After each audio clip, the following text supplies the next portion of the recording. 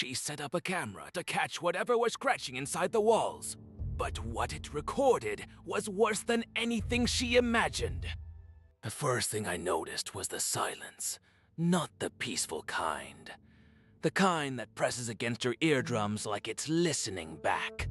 It was my third night babysitting for the Hargroves, a sweet couple with a quiet house, a quiet street, and a 2-year-old named Lily, who never cried, not once. Not when she woke at 3 a.m., not when the wind rattled the windows, not even when the lights flickered during the storm on Friday. That should have been my first warning. The house sat at the end of a cul-de-sac, all white siding and black shutters, with a yard so still it looked painted.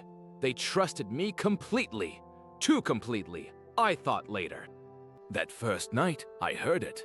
A soft scratch behind the nursery wall, like fingernails dragging slowly across plaster.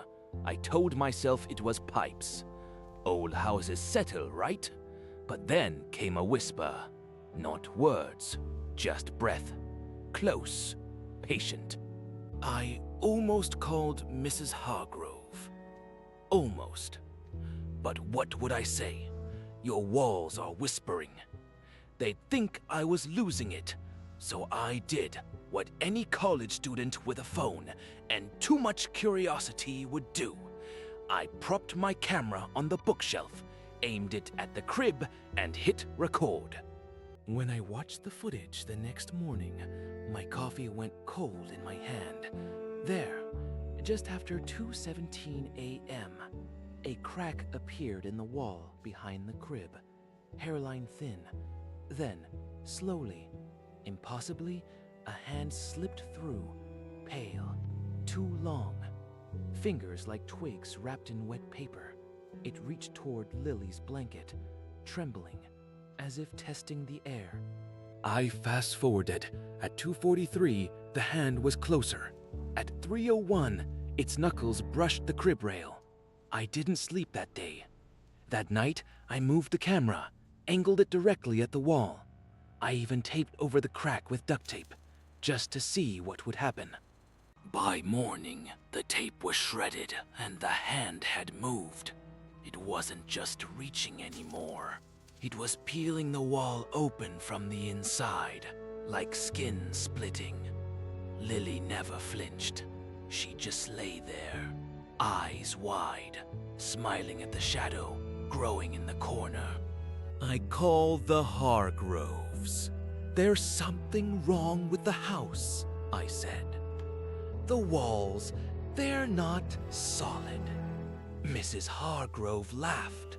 Oh, honey, this house has been in my family for generations.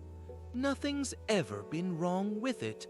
But her voice wavered, just for a second. On the fourth night, I found the rule written in crayon on the nursery floor. Don't let it see you sleep. I stayed awake. I watched the wall. And at 3:33 a.m., the crack widened into a mouth, a dark breathing mouth, and a face pressed through. Not human.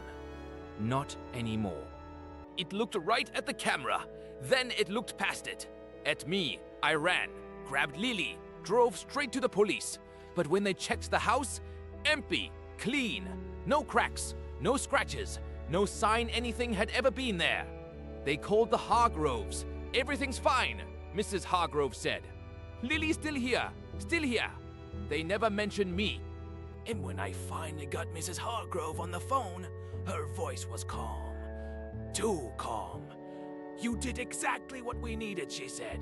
It only comes when someone watches. I never babysat again. But sometimes, late at night, I hear scratching in my apartment walls.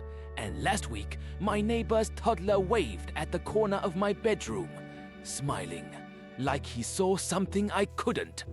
The camera stopped recording, but whatever was watching her never left. If this didn't unsettle you, you haven't checked the walls in your own home. Subscribe and hit the bell before it's too late.